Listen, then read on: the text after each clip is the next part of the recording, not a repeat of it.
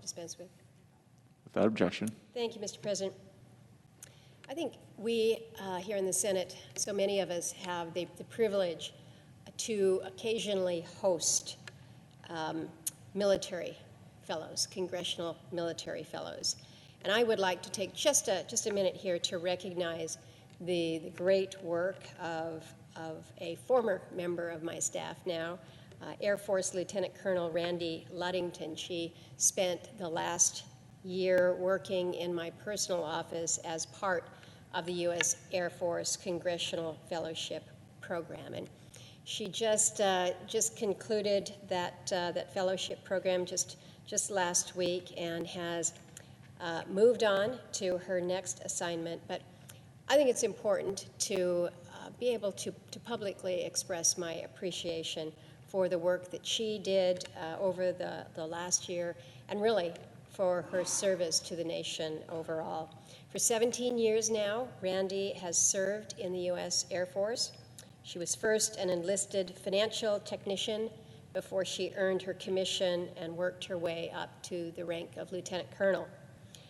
But she had a level of exposure before coming to my office, certainly. These experiences being in different places around the world, leading airmen, advising commanders, really proved invaluable when she came to provide her expertise in my office.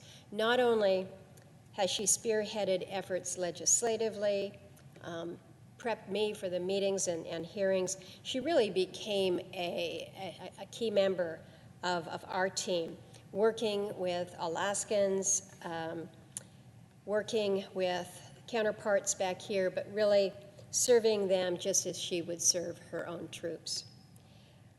When we were faced with a very chaotic withdrawal from Afghanistan, Randy was one of those that was really burning the midnight oil. She was putting in long days, long nights, answering calls from constituents and veterans that were seeking help.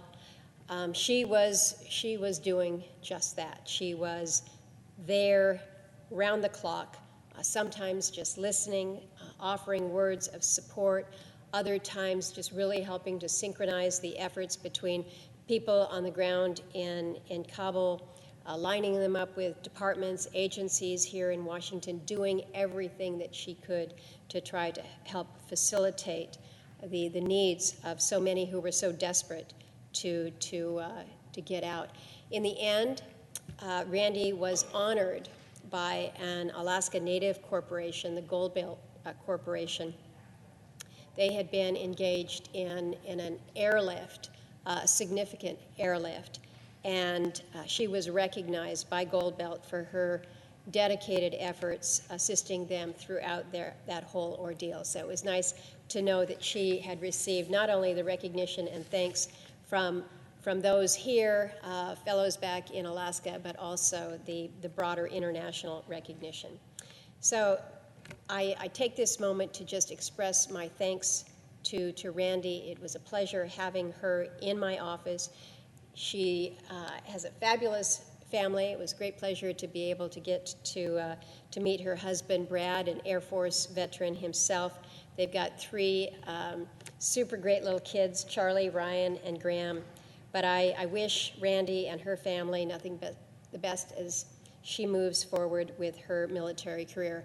I feel very fortunate that we get some of our nation's best who are able to take kind of a little bit of a detour through their professional trajectory in the military to come here, work with us, share their level of expertise, and also educate themselves on the internal process, but as we have here. But I was, again, very fortunate to have her as part of my team.